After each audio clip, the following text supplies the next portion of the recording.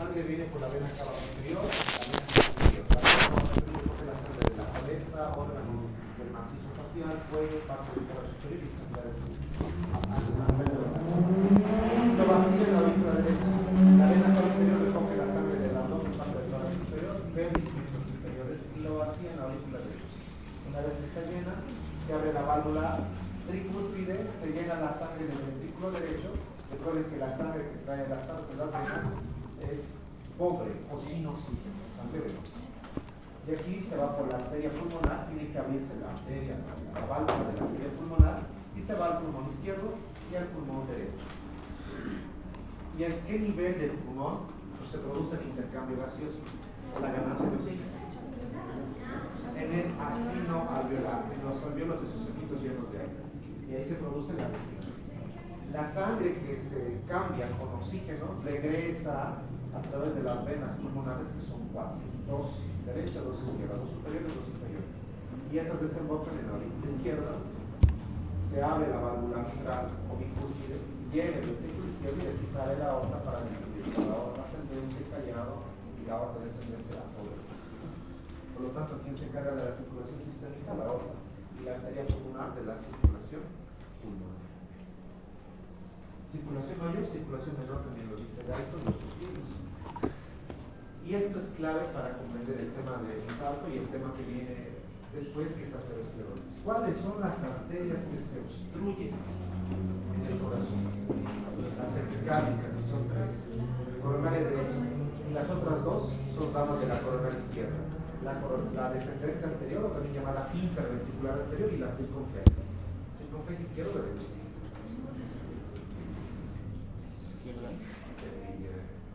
Izquierda o derecha. Izquierda o derecha. Perdón, me pasé. Izquierda o derecha. Izquierda o derecha. Izquierda o derecha. Bien, izquierda. Solo hay una circunfleja. Y es del lado izquierdo. No hay circunfleja derecha. Sí hay marginales, izquierda y derecha. A veces confunden, pero circunfleja siempre es del lado izquierdo. Por lo tanto, esas 3 arterias son las que con frecuencia se obstruyen. La pregunta, ¿qué obstruye a esas 3 arterias? Bien, un coágulo sanguíneo, es decir, un proceso trombótico anormal. Eso no se ve en la anatomía patológica con hemostasia primaria y secundaria. Bien, un trombo puede ser, un coágulo. Aunque coágulo no se maneja mucho en medicina, porque el coágulo viene más de personas que ya están sin vida o cadavéricas. Porque se supone que una persona viva no debería hacer trombos, y si los hace, los elimina. Ok, un trombo. ¿Qué más puede obstruir esas 3 arterias? Al menos hay 3 componentes que obstruyen. Bien, una masita de grasa, se llama ateroma o placa ateromatosa. Excelente. Y tiene 5 fases para que se forme la plaquita de grasa. Eso lo vemos en el siguiente tema. ¿Y cuál sería el tercer componente o elemento? Una burbuja. Bien, un émbolo. Burbuja de aire. Émbolo. Excelente. Émbolo, trombo, placa de ateroma suelen obstruir esas 3 arterias. ¿Y por qué estas 3 y no las otras? Porque estas no son las únicas 3 arterias del corazón. Falta la interventricular posterior, faltan las marginales, las septales. ¿Por qué? ¿Qué tendrán estas que no tengan las otras? ¿O qué no tienen estas que tengan las otras? ¿Qué dices, Girán? ¿Será que el trombo, la grasita y el émbolo discriminan y solo tienen algo personal con estas?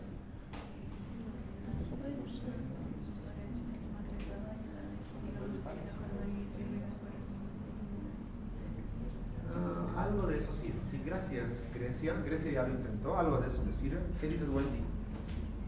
No son por los Malas palabras. por los senos que. ¿Senos? Sí. ¿A qué te refieres con senos? Con el espacio que hay en el. Ya. Estas arterias, tomando su respuesta, él dice el espacio y su compañera dice.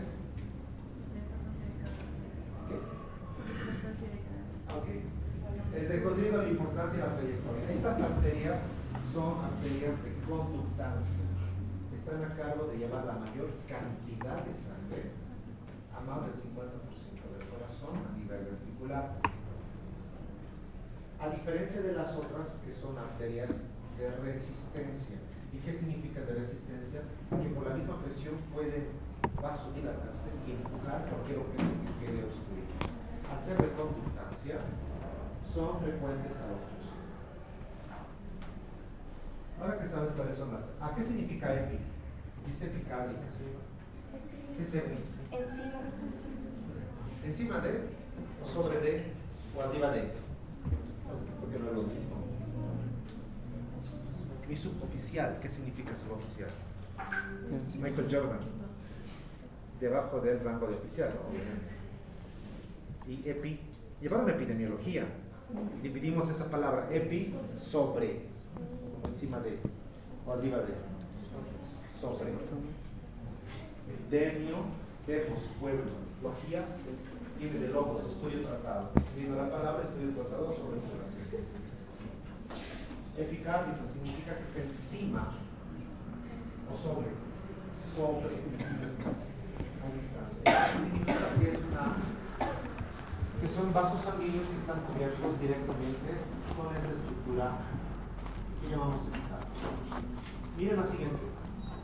Conductancia son arterias coronarias, tanto izquierda y derecha. Y de la derecha, la que más se afecta es la coronaria derecha, y de la coronaria izquierda, dos. La circunflejar y la interventricular anterior. En cambio, las de resistencia, al ser más pequeñas, como las arteriolas, y vasos de pequeño calibre, esas son las de resistencia regulan el aporte sanguíneo y las de conductancia generalmente conducen, como el nombre lo dice. La circulación arterial está diseñada para abastecer sangre, esto ya lo conocen. Y vamos con infarto. ¿Qué es infarto agudo de miocardio? Jessie, ¿dónde está la Jessie? ¿Qué es infarto, Jessie?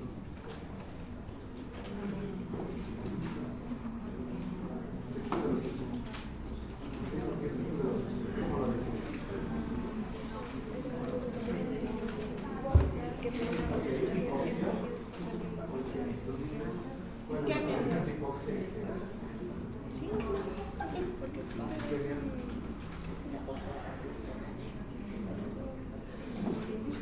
Y si eso fuera que no hay, ¿qué sería nosis?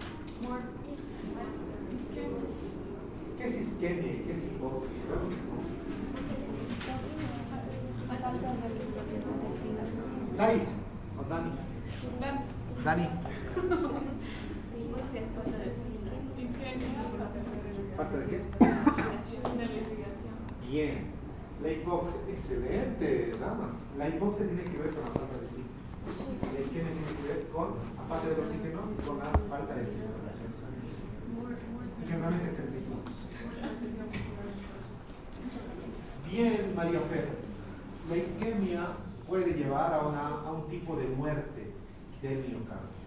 Esa es la definición del infarto agudo del miocardio. Es una necrosis del músculo cardíaco, producido por una isquemia severa. Recuerden que esto va a estar interesante a los que no fueron los estudiantes de tercero en anatomía. ¿Tú? ¿Cuál era tu nombre? ¿Qué? Abigail. ¿Qué es necrosis, Abigail?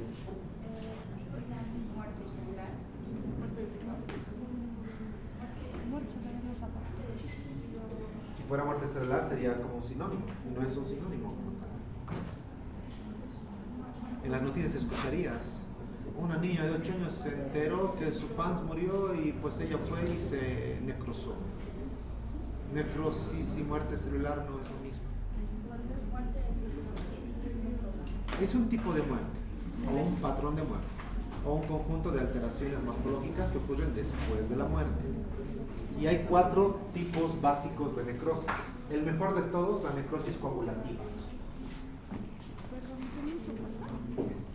El segundo patrón, necrosis licuefactiva. El tercero, la necrosis gaseosa, de queso, el pulmón, como el vacío de Foch, tuberculosis. El cuarto, la necrosis grasa. La combinación de estos cuatro puede darte la necrosis fibrinoide, la necrosis gangrenosa, la necrosis seria y hay más de 10 tipos de necrosis. Pero las cuatro son básicas. Al igual que histología, tienes cuatro tipos básicos de tejidos: muscular, nervioso, epitelial y conectivo. Cartilaginoso, hematopoyético, linfoides son parte del cuerpo. La necrosis, por lo tanto, es un tipo de necrosis. ¿Y qué tipo de necrosis? Coagulativa, debido a una isquemia severa. La isquemia se presenta por la obstrucción coronaria, es decir, por una de estas tres arterias epicárdicas. Veamos la siguiente. Epidemiología. Según la epidemiología, esta enfermedad es una de las causas más importantes en países industrializados. En algunos países es la primera causa de muerte. ¿Cuántos tipos de infartos hay? Clínicamente, para que puedas aprender, dos. Y este es el más común. ¿Qué significa trans? No, no es el trans, no, trans. ¿Qué significa? Totalmente bien, a través de. Pero dice transmural, entonces ¿a través de qué? ¿Cómo se llama esa pared gruesa, fibrosa, que divide ambos ventrículos, derecho y izquierdo? Tabique, ¿qué dijo tabique? Sí, Girán, tabique interventricular o septum. Y es fibroso, es musculoso, es grueso, es una verdadera pared.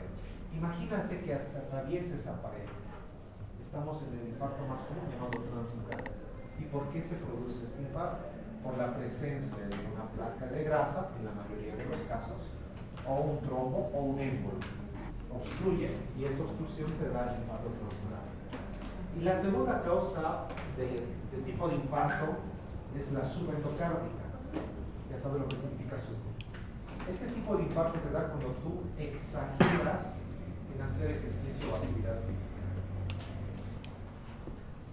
Cuando vas al gimnasio, el entrenador o coach o la persona que está a cargo te hace hacer sesiones y sets y te hace descansar entre sesiones y sets. No es que empiezas en una hora y sin parar le metes 60, 80, 90 minutos. Si hicieras eso y tu cuerpo no está acostumbrado, te infartas. Las personas que compitieron en los Juegos Olímpicos de París este año, la maratón es una de las actividades deportivas más exigentes, bastante cardioresistencia. Por lo menos se entrenan 10 años mínimo para llegar a ese punto. Mínimo. Han tenido que adaptar a su corazón y a toda la masa muscular esquelética para no infartarse. Pero ustedes vayan a correr 42 kilómetros. Chao, en el mejor de los casos. O los roban, los asaltan. Depende, ¿no? Pero uno puede infartarse por un exceso de actividad física y se llama infarto subventricular. Dos tipos de infarto. Siguiente. Estas son las causas de infarto. Encabeza la arteriosclerosis, la presencia de una placa de grasa en la pared de los vasos. Cuando decimos pared de los vasos, ¿a cuál de las tres túnicas nos referimos? ¿No, verdad? Andrés, cuando hablamos pared de los vasos, ¿a cuál de las tres túnicas nos referimos?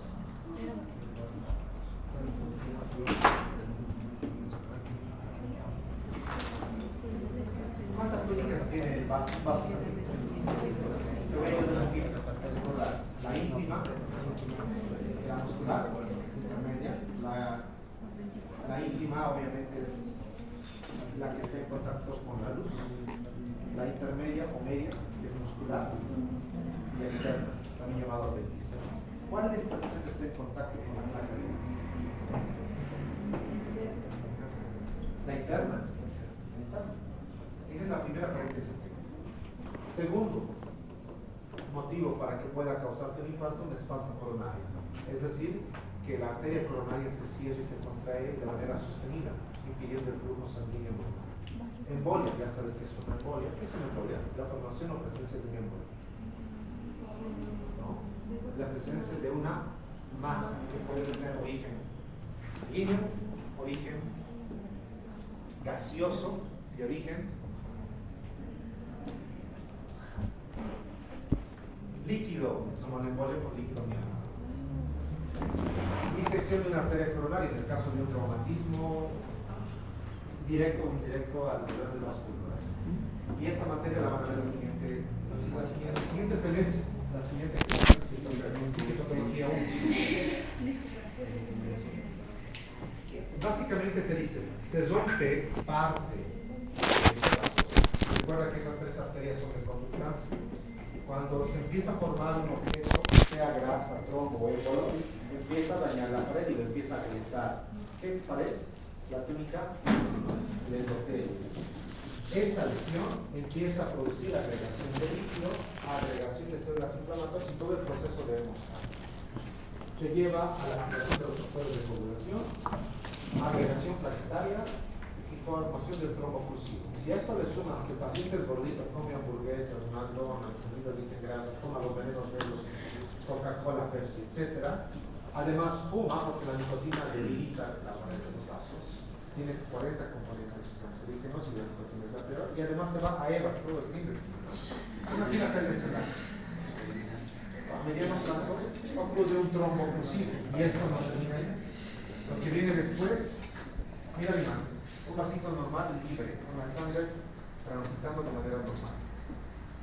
Lesión del vaso, proceso de reparación, y aquí ya puedes ver la formación de esa plaquita de grasa, que al inicio solamente es grasa, pero luego viene un glóbulo rojo, se estrella por allí, bueno, empieza esto a crecer y se hace un tapón obstructivo, tapando, obstruyendo, ocluyendo totalmente la línea del vaso. ¿Qué pasa después de ese trombo? Ahora, el trombo podrá romperse. Sí y no. ¿De qué depende? De las líneas de sangre. Y en el anterior semestre me acuerdo que les dije qué son las líneas de sangre. ¿Qué son las líneas de sangre? ¿Qué son las líneas de sangre? Está en la líneas de sangre. No sé qué tú sabes.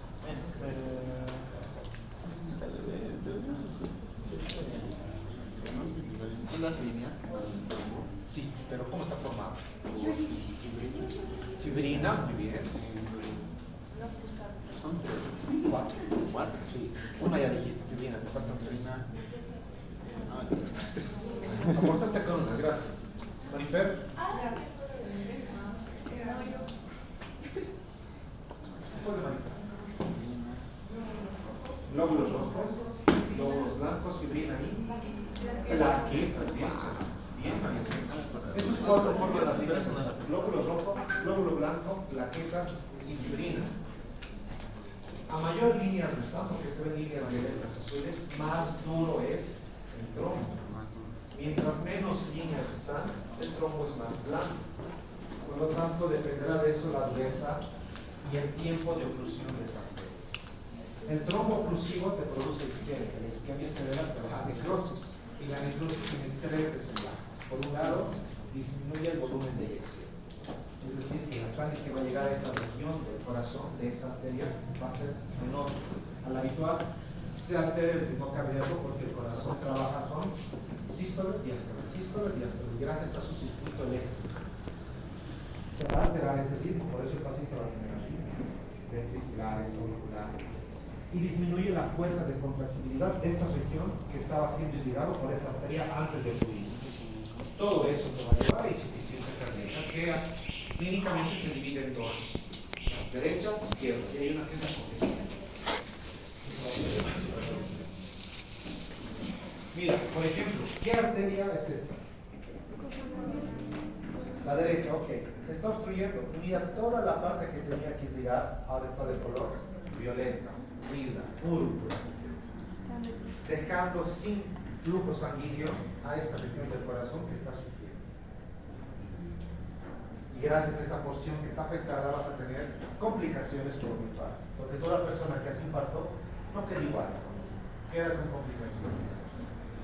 ¿Cuáles son esas complicaciones? La vamos a ver en breve. ¿Cuáles son los factores de riesgo? Tabaquismo. El tabaco, 40 componentes. ¿Alguien fuma? Bien, la única María, pero el resto. De vez en cuando. ¿Le hacen fumar? Una cajita por ti. Wow. otro cadáver que hacen que los médicos nunca estén sin ¿fumas mucho, Eva? Ocasiones especiales.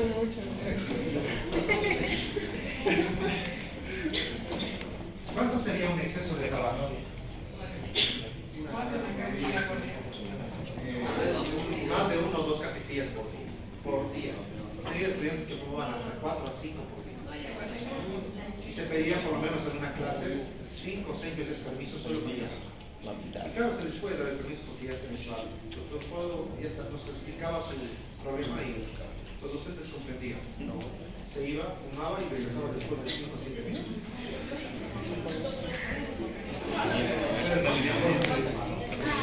Sexo masculino, otra vez. No, aquí no hay equidad ni igualdad de género. No, hay que denunciar a la enfermedad. ¿Por qué? Porque debería afectar 50 mujeres.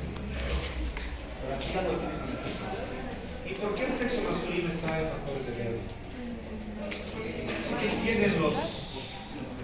¿Qué tienen los hombres que no tengan las mujeres? ¿Qué tiene un varón que no tenga una mujer?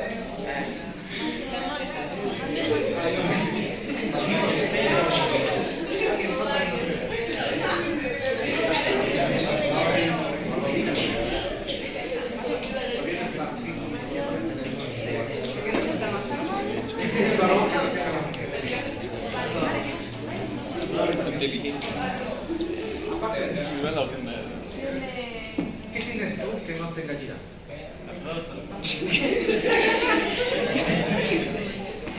Correcto. ¿Cuál es la hormona masculina de preferencia? La testosterona no protege a la pared de los vasos como lo hacen las hormonas sexuales femeninas. La mujer, mientras esté en estadio fértil, 15, 14 años hasta los 45, 49 años, cada 28 días se inicia con el ciclo menstrual y en cierta manera las pequeñas plaquitas que se van acumulando va eliminando pasto, así que ellas son más resistentes. Pero eso no significa que las mujeres deben fumar y nunca se van a fumar. Obvio que no, pero tienen más resistencia que los hombres. La obesidad, por razones obvias, ¿no? Sedentarismo, ¿qué es sedentarismo? Pues más actividad física, paso perezoso, muy bien. Hipertensión arterial, ¿por qué? ¿Por qué la hipertensión arterial produce infarto? La fuerza que ejerce la sangre constantemente, porque la presión está alta, va debilitando y avanzando el endotelio. Y entonces el cuerpo va a separar el endotelio. Se debilita, se repara, se debilita, se repara. Pero el flujo sanguíneo es más veloz que la reparación, por lo tanto ahí se forman plaquitas trombóticas que pueden obstruir y producir estrés. ¿Quién nos estresa? Todos. Pero nosotros no vamos a impactar todavía. ¿Por qué? Porque debemos sonreír. ¿Por qué la diabetes? ¿Por qué la diabetes? Por la esclerosis. Esclerosis. Gracias, Mari. ¿Por qué la diabetes produce infarto? Ok, antes de pasar a la diabetes, doctor, ¿por qué el estrés produce infarto? Buena pregunta. El estrés tiene muchos efectos colaterales. Disminuye el sistema inmunológico. El estrés te da variabilidad de la presión. Tú le pides la presión a una persona que está estresada, su presión está elevada. ¿Y su frecuencia cardíaca? Generalmente está baja. Y en algunos casos que ya tienen un trastorno, aparte del estrés, están con trastorno depresivo, suele oscilar su frecuencia cardíaca. Entre bradi. El estrés disminuye los mecanismos compensadores antiinflamatorios, porque la pared de los vasos se inflama. Y ustedes llevaron inflamación en anatomía patológica. Esos mecanismos quedan disminuidos por la acción del estrés. Evita que los factores de la cascada de coagulación puedan participar de manera normal. El estrés impide la conversión total del fibrinógeno a fibrina, que es clave para que se pueda producir el trombo y detener las diferentes circulaciones. El estrés altera el sistema nervioso central y el sistema nervioso central es un órgano de solapamiento con el sistema endocrino, por lo tanto toda la parte endocrinológica, especialmente hormonas, se empieza a afectar. Por eso también engordan en el estrés y algunos pierden peso. El estrés produce insomnio, y si tú no duermes, ahora sí podemos seguir, el estrés hace de todo. Por lo tanto, en conclusión, el estrés, pero no el estrés que ustedes están manejando de estudiantes, porque si no escucharían que el estudiante de medicina se impacta, y eso no va a ser. Este es un estrés crónico. El estrés crónico ya es patológico. ¿Y qué significa estrés crónico? Que la persona tiene un factor desencadenante continuo de ese estrés. O no maneja muy bien situaciones adversas o difíciles, como llaman los psicólogos, o simplemente no cerró un capítulo de un evento emocional fuerte, la muerte de un familiar, tal vez una deuda económica, porque han sido detonadores de estrés crónico a mediano plazo. El estrés crónico te puede subir la presión arterial de manera constante y eso, al igual que la hipertensión, produce la diabetes. ¿Por qué?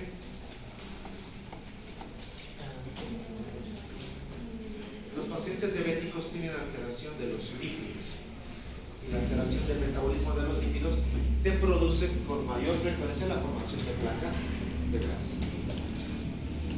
Pero si el paciente con diabetes mantiene por debajo de 130 miligramos por decilitros de azúcar, difícilmente va a producirse un infarto. Bien, hasta aquí, ¿qué hemos visto? El corazón tiene 4 cavidades, 2 aurículas, 2 ventrículos. Hay 2 circulaciones, una sistémica y una pulmonar. ¿Cómo se llaman los nódulos que están en las válvulas semilunares de la aorta? Arans, aorta arans. Y las de la arteria pulmonar, ganglios. Se encargan del cierre y la apertura de esas válvulas de manera rítmica.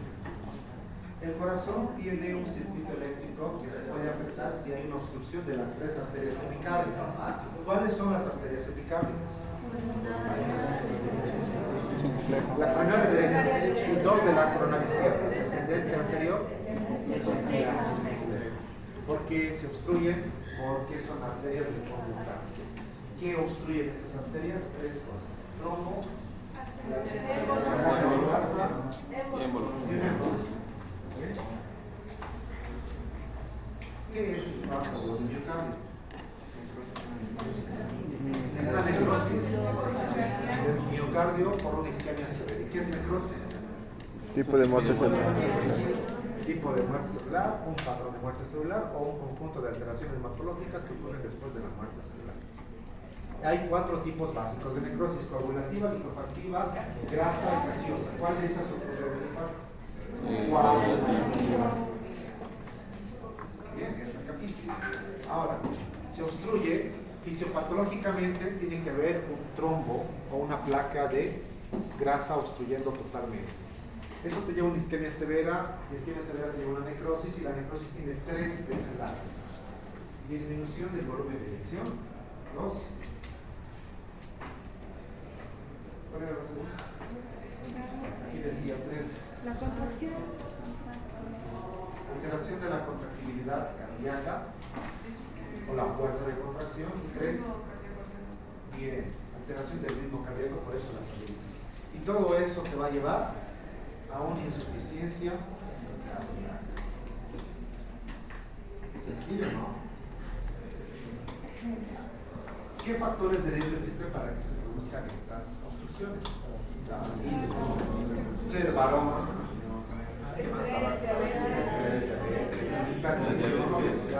sedentarismo. Eso es lo que decía la señora. Cuando ocurre un infarto, no ocurre de la noche a la mañana. De hecho, te voy a poner 4 poblaciones vulnerables epidemiológicamente hablando. Niños menores de 5 años aquí. Adolescentes como ustedes, jóvenes adolescentes aquí.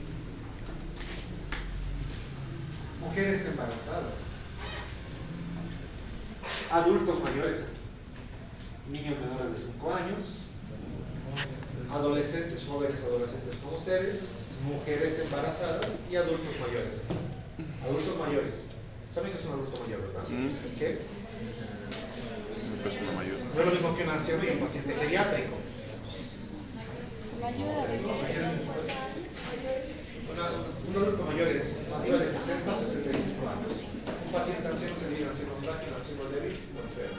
Y un paciente geriátrico es aquel que tiene por lo menos 3 patologías, toma más de 5 medicamentos y es arriba de 75 años. Diferencia. Adulto mayor. Con eso, por favor. Si el niño se infarta, o el joven, la mujer embarazada, o el anciano, o el adulto mayor, ¿en cuál de estos 4 grupos creen que es más frecuente el infarto? ¿Jóvenes? Adultos mayores, ¿por qué?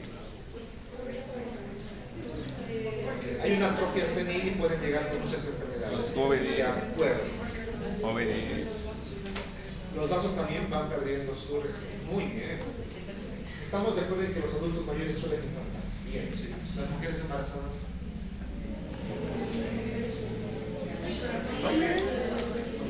Buen punto. Jessie dice, una mujer que está embarazada tiene un bebé adentro, obviamente está embarazada, ¿no? De 1, 2, 3 bebés, no sé. Y eso aumenta la frecuencia cardíaca, lo cual produce mayor gasto cardíaco. De acuerdo. Pero hay mujeres que se infartan, especialmente las que no hacen controles prenatales. Y muchas desarrollan una hipertensión del embarazo, que se llama la preeclampsia. Y eso debe ser tratado. Si no se trata la preeclampsia, te lleva a la eclampsia. Y eso es mortal para la mamá y el futuro bebé. Así que depende, pero la mujer embarazada sí puede ser infarto. Jóvenes, adolescentes como ustedes, ¿pueden infartarse? Por el estrés. Es crónico. ¿Han escuchado de personas jovencitos como ustedes? Entre 18 y 25 que se infartan. Ok, pero es poco frecuente, a diferencia de los otros 2 grupos, es menos frecuente. Tienen que desencadenar ahora. Y esto es interesante. Los menores de 5 años infartan. No es normal que se infarten. Ok, doctor, si hay un niño que nació con dextrocán y tiene una insuficiencia cardíaca congénita de nacimiento, sí, pero esos son casos excepcionales. Pero un niño normal no se infarta. Difícil. Si se infarta, ¿qué pensarías? Aparte de una enfermedad genética o una condición congénita. ¿Qué tipo de accidente?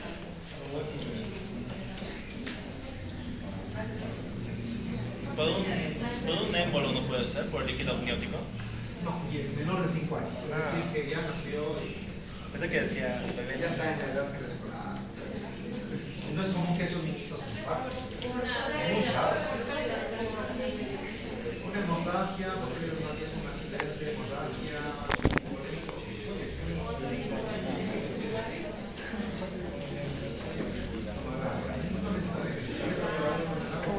Hay algo más frecuente que infarta a los niños, que los médicos saben cuando un niño se infarta, porque no es normal.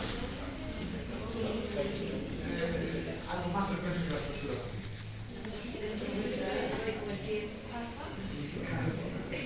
Más. Intoxicación. Cuando un niño se infarta, tú ya sabes que no es normal. Lo primero que debes pensar es que ese niño está intoxicado. O se metió tabletitas de la madre de la abuela profundidad, se intoxicó con un medicamento para hacer la mola. O estaba jugando en el campo, lo cual es frecuente, y tocó los herbicidas, plaguicidas o organofosforados que utilizan para que los diferentes insectos y las plagas no se coman las siembras. Entonces, ¿qué hacen? Se intoxican con esos plaguicidas, herbicidas, se absorben por la piel y eso les produce infarto. No es normal que un niño se infarte, a menos que esté intoxicado, y hay que encontrar la causa de esa intoxicación. Bien. Pero en una persona como ustedes, jóvenes, adolescentes, antes de infartarse hablamos de un cuadro que se llama angina de pecho. ¿Qué es la angina de pecho? Un dolor repentino súbito detrás del esternón, el dolor se raya al lado izquierdo. Y en la mujer, ambos pueden causar con disnea. ¿Qué es la disnea o disnea? Sensación de falta de aire. En la mujer cursa con somnolencia. Es decir, que la mujer, si ves a una mujer gordita, con antecedentes de hipertensión, y empieza a dormir, si se pone la mano al pecho, no se está durmiendo, no está cabeceando, se está infartando.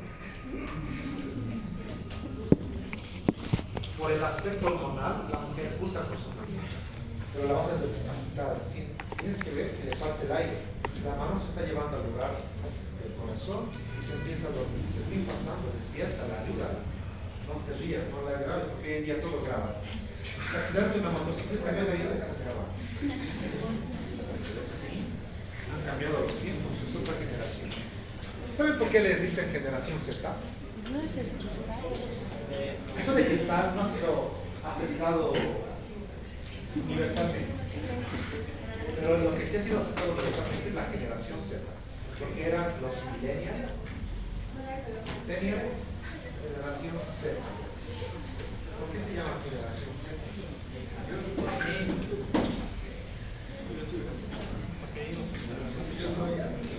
Porque los especialistas saben que les tienen que otorgar la última letra del abecedario, porque con ustedes la unidad se cae. Ahora la pregunta es, ¿ustedes son generación Z? No todos. Esas diferencias deben conocer. ¿Qué es una generación Z? Yo soy millennial. ¿De qué edades están los millennials? ¿O en qué año nació el millennial, el centennial, la generación Z?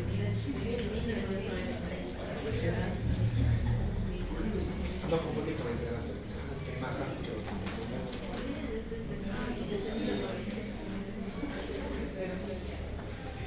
Busca la definición de generaciones colombianas. Esa es la que es, para que sepan qué generación.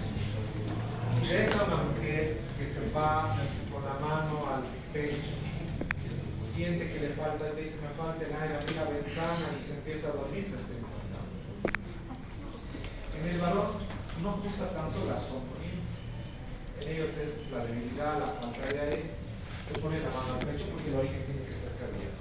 Y la Organización Mundial de la Salud nos dice que para el diagnóstico universal, lo primero que tienes que prever o ver es que el dolor sea de origen cardíaco.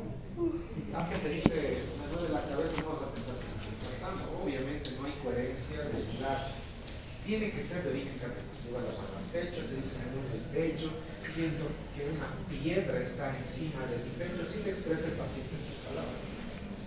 Alteraciones del electrocardiograma. Y me acuerdo que esto les he mostrado en el anterior semestre. Y aumento de marcadores cardíacos. Esos son los tres criterios para diagnosticar infarto. El examen físico obviamente tiene que darse. Miren, el paciente está inquieto, está pálido, sudoroso, puede haber variaciones en la frecuencia. Recuerden que al examen físico, ¿qué hace el médico semiológicamente? Hay 4 exámenes semiológicos que se hacen, todo examen físico. Bien. Si está consciente. Palpación. Semiológico. Percusión viene después. ¿Qué es lo primero? Inspección. Ya. Después. Si está consciente. Auscultación. Percusión y. ¿Perdón? ¿Cuál es el otro? Inspección, auscultación, palpación, percusión. En el abdomen los últimos dos es viceversa. Ahora lo que su compañera dice, lo que tú te refieres es a la anamnesis, que es el interrogatorio, que después de hacer las preguntas hace la exploración física. Eso es diferente a hacer la exploración física por semiología. Estos son los 3 patrones del electrocardiograma en un infarto. Yo recuerdo que te mostré el anterior semestre para aprovechar un tema. Y ya saben leer el electrocardiograma, ¿verdad? Así que no más fácil de leer. Si ves una onda T negativa en B5, en la derivación de 5, significa que hay un isquemia, es decir, que ese corazoncito todavía es descartable. O esa parte, esa arteria cardíaca que está obstruida todavía la puedes recuperar. Si ves un segmento ST elevado en la derivación ABL, eso ya significa lesión. ¿Pero qué tipo de lesión? Generalmente es reversible. Si ves la onda Q profunda en la derivación, en la B, esto es clave. Te dice que es necrosis. Es decir, que el paciente iba a tener un daño permanente en esa área del corazón, en esa área del miocardio. Esos son los tres patrones electrocardiográficos. Y estas son las enzimas. La creatinfosfoquinasa, la lactato deshidrogenasa y la lactato deshidrogenasa. La creatinfosfoquinasa lo que hace es medir la cantidad de energía en las mitocondrias del miocardio. Recuerda que hay células, y eso en biología molecular les han mencionado, hay algunas células que tienen más mitocondrias que otras células. ¿Cuáles son esas células? Miocardio, músculo esquelético y esquelético, miocardio. ¿Qué otras células más? Testículo, las gonadales o bar del testículo. ¿Qué más?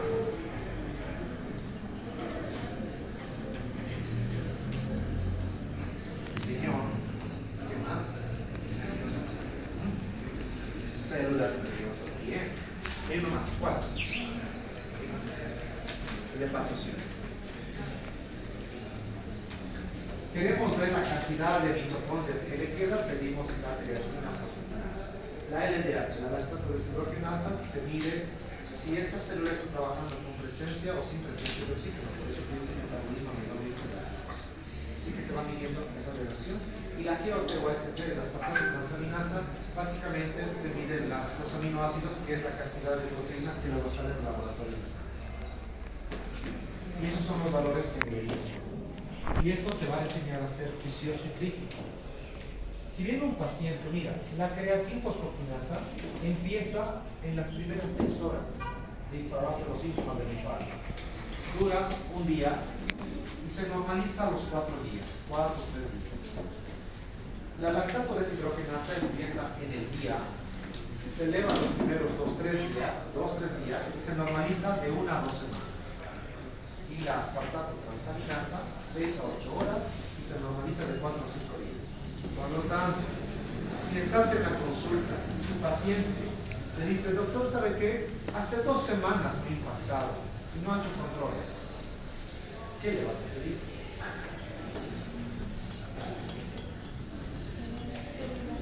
Viene tu paciente a la consulta y te dice, mi motivo de consulta es porque hace 2 semanas me he infartado y de milagro porque he bailado de nuevo. Estoy vivo, viva. Bien, no gastes dinero, no gastes el tiempo del bioquímico, no gastes recursos pidiendo la creatinfosfoquinasa o la lactato. ¿Por qué? Porque ya se han normalizado en menos de una semana. Pídele. ¿Cuánto? No pidas la creatinfosfoquinasa y las lactato. Este criterio tienes que razonar para saber qué laboratorios pides y qué no. Por eso es clave saber cuáles son los participantes. Y eso lo dice la OMS. Tenemos 2 marcadores para saber el tipo de daño o la gravedad del daño del músculo. La troponina y la mioglobina. Troponina te dice si es reversible o irreversible el daño. Y la mioglobina es la que aparece en las primeras 3, 4, 5, hasta 6 horas de instalarse los síntomas. ¿Qué significa hemoglobina? Hemo, sangre, globina, una proteína que transporta. Sí, la mioglobina, la proteína del músculo.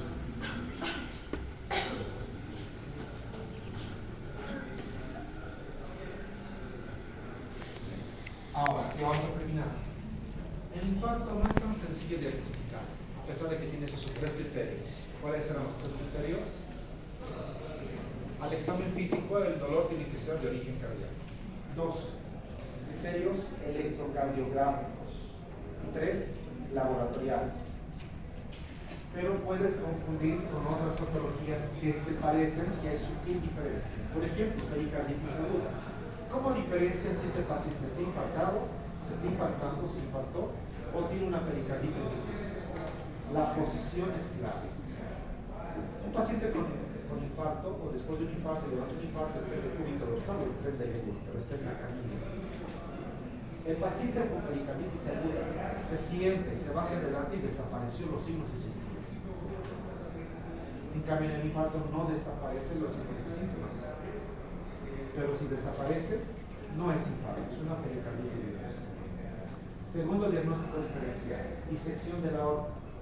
Aquí el tipo de dolor. Si tú nunca has experimentado qué es el dolor desgastante, te va a confundir. Recuerda que el dolor del infarto es súbito, agudo y opresivo. Este es desgastante.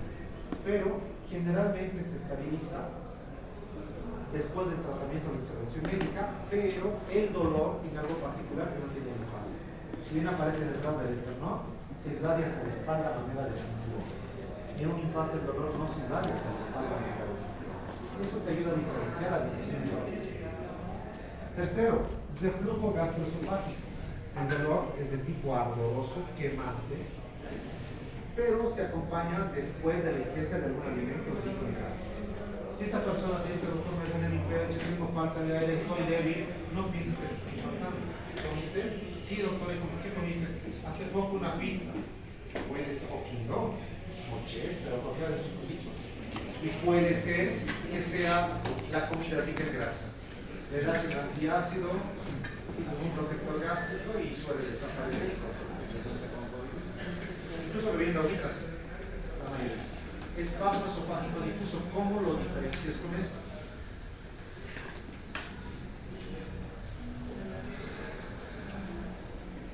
¿Qué te dice? ¿Cómo lo diferencias de un espasmo esofágico difuso? Y te dice, puede confundirse con una angina de pecho. No se irradia el brazo. No se irradia el brazo. Ya, generalmente cuando es localizado en el esófago no se irradia. ¿Qué otra cosa? Mira lo que te dice ahí, bien es corto. Esto desaparece en cuestión de 2-3 horas. El infarto no desaparece siquiera y el dolor es permanente, a menos que hayas intervenido con tratamiento farmacológico. Y además aparece después de la ingesta de líquidos fríos. Muchos dicen, comes helado, me congela el cerebro. Estos comen helado o algo frío y se congela el esófago. Y tienen signos similares a la angina de pecho. La embolia pulmonar, este es uno de los peores dolores. Dolor pleural. ¿Cuál es el peor dolor que existe a nivel humano? En eso los hombres tenemos ventaja.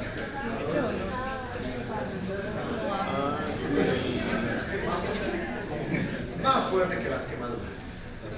Pero sí, las quemaduras están entre los 3 primeros. ¿Quién dijo parto? ¿Alguna mamá? Ah, Tamita.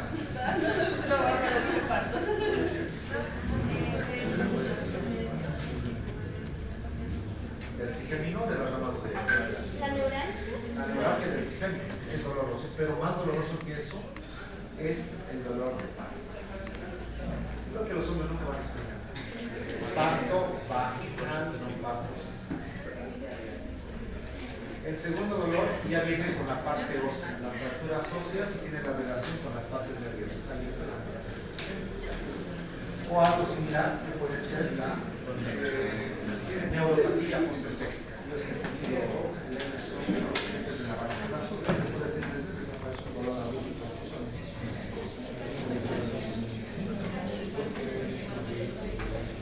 Esos son efectos todos pacientes y luego vienen las quemaduras. ¿Alguien se quemó alguna vez de tercer grado? Terrible el dolor. Y ahí está el dolor pleural. ¿Te fracturaste las costillas alguna vez? ¿No? No. Si te fracturaron las costillas, o te fracturamos las costillas, ¿qué crees que duele más? ¿Al inhalar aire o al exhalar?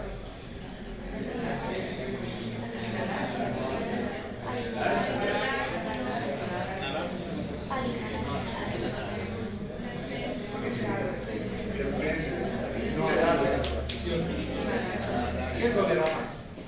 Imagínate, fracturas costales. Inhalación o exhalación. Porque respirar sí es problema.